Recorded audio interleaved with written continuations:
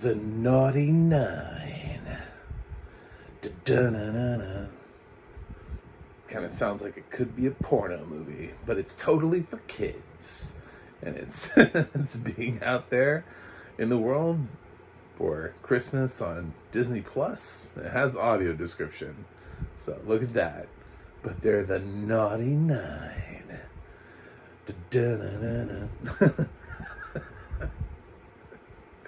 Just, why do I feel like that there probably already was a version of this that was made for adults, but like for adults? This is not really a title that immediately strikes like, oh, I should take my kids to see that. Yeah, so this is sort of like Ocean's 11 for kids mixed with Christmas. So like if Ocean's 11, Home Alone had a baby and then appeared on the Disney Channel. Okay. That's it. It does star Winslow Fegley, who we should know his name because he's actually a pretty good child actor. He's appeared in a bunch of things. Most recently, I really enjoyed him in 8-Bit Christmas. It was one of the few films that has debuted on a streaming service that's a Christmas film that's actually stood out to me as being, oh, I want to see this again. This might be a new Christmas classic for me. I actually might want to rewatch this someday. I actually really enjoyed that, which is so rare because a lot of these films are just churned out. The Naughty Nine is one that if I had kids, I would assume I'd be watching it again, but it needed to be taken a little bit more seriously, but it's actually not bad. It's got some problems, but part of it would have just been, why can't we make things for theaters anymore? Like, I know this is weird, but movies have better profiles when they're released theatrically, and then they move to a streaming service. Like, more people want to see them. And back in the 90s, we used to have tons of films starring kids that went to theaters all the time. There's so many 90s films. I feel like we grew up in like an era that was just like ripe for this kind of stuff. And nowadays, I don't know, do kids even know what they're watching? Like, they just turn on the TV and half the time they're watching stuff that's not even from their generation. So, because the stuff that their generation is producing is just released with such lackluster, effort, stuff like this, which has potential. It's a decent concept. The cast is charming. It's well cast. I enjoyed the kids that were in this. I'm not really sure how I feel about Danny Glover as Santa. It has nothing to do with what you would think. It's more him having to... He's a little old.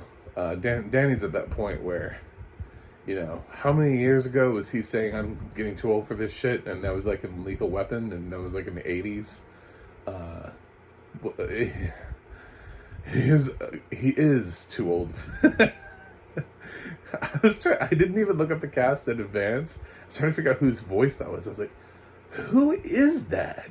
He sounds so old. And not in like that charming Santa Claus way, but in that like, oh, he's still alive? Oh God, he's not going to be for much longer. It just didn't have like any sort of energy or anything to it. He's just kind of like how the Exorcist film just sort of brought out Ellen Burstyn and was like, she's here. He's still kicking it. Or Ed Asner, just the last couple roles that he played, he was just like the old guy that was in a nursing home. Like, we're kind of at that stage with Danny Glover. It's sad. And I kind of want to remember the guy that kicked some butt in like The Weapon and Predator 2 and stuff like that. And not like this. This is not how I want to remember Danny Glover. Yes, you always have the way to... No, that's not how. No. But the kids are good, so... The problem is that the film doesn't really give them anything to do. It seems like it does, but not really, because the film is so The film has like an hour and 23-minute running time. It is so short. So this film has a complicated plot and has to blast through it. It spends a significant amount of time at the beginning introducing you to the Naughty Nine, and then once it does that, it's like, hey, there's a heist. Hey, we should go to Santa Claus. Hey, we should get these presents. Hey, oh my God, I have to learn a life lesson. And the movie's over. And it's just like, what just happened? Not everybody even has an opportunity to have, like 9 people here. Not everybody in here actually has an opportunity to learn an important life lesson or have character growth. So it doesn't even really feel genuine that way. It just kind of feels like one of them. Like Winslow is sort of like the leader of the pack. So when he comes to the realization, I guess everybody comes to the realization, which is actually kind of what happens. He literally comes to the realization and goes back and apologizes to Santa, and then everybody else is like, well, I guess we have to. It's like, oh, do you guys not have individual thought or stories? Like, what's happening with this film? It's way too short. Invest in the film. This film could have easily been 20 minutes longer, could have actually fleshed out the plot, could have actually invested fully in the characters, not just in introducing them, but actually in the characters themselves. And actually done something about,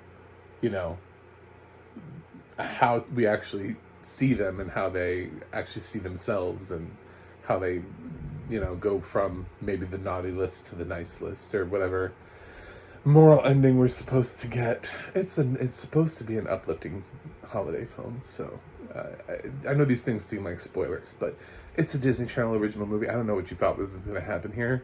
It's just, yeah, and they tease a sequel, so it's like the new Descendants. These Naughty Nine will be back in another film. Luckily, it's not a musical though, so there's a plus side. Although they do sing, but they have to. In order, there's a point in the film where they have to sing like one of those Christmas jingles. Not really a musical, but they're singing. So they compromised. But honestly, of the films that I've seen this year that are part of that like original holiday crop, I enjoyed this one the most. I wanted so much more for it than I got. It felt like it had the most original concept. Disney's other holiday release so far, Dashing Through the Snow, it kind of had that same concept that you've seen like 1,000 times before, but Naughty Nine actually has a little bit of a unique spin, unique twist, which makes it different and interesting. The problem is that it wants to get from beginning to end as quickly as humanly possible, just blowing through things. And it does introduce some interesting things. It has some interesting concepts. Santa's workshop. I don't know why the elves seem like they're just like, I don't know, dudes. I hated the elves. I gotta say that. I hated the elves in this film. They made like no attempt to make them anything. They seemed like dudes, just like bros. Like, just like, hey, we're the elves. Okay, what character choices are you making? We're not. The director didn't tell us to make character choices, so we're just reading lines. Cool. All right. Yeah, I hate the elves in this movie.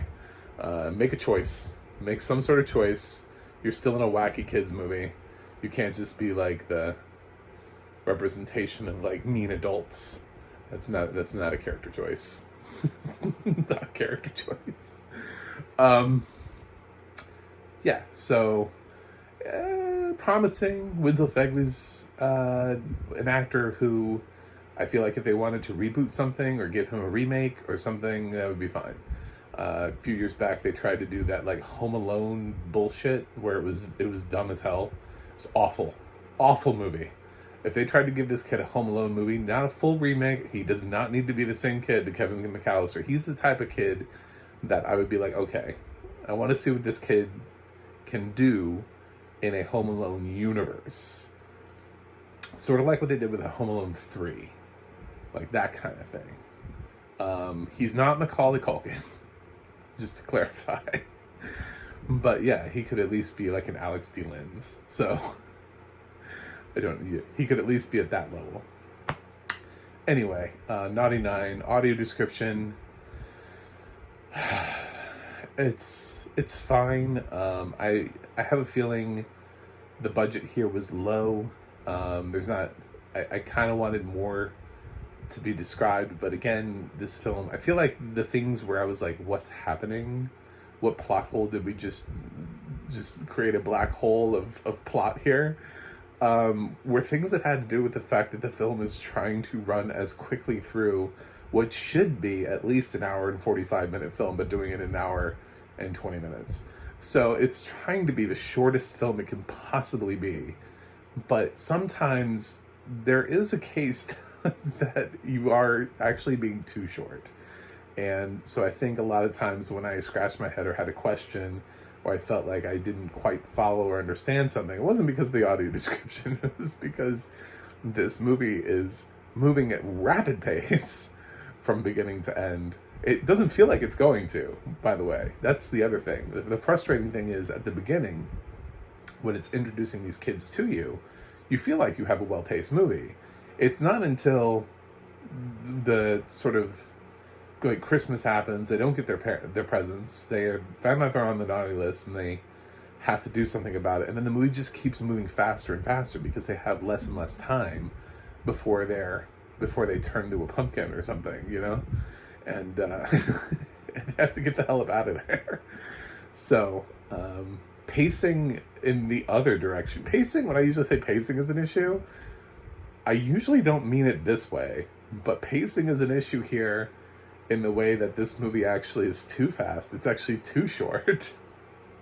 And I rarely ever get to say that. So I think your kids will like it. I think you're not going to hate yourself for watching this with your kids. This isn't one of those films. I'm not going to say you're going to love it, but you'll find there's charm here. It's just sad that Disney didn't know what to do with it.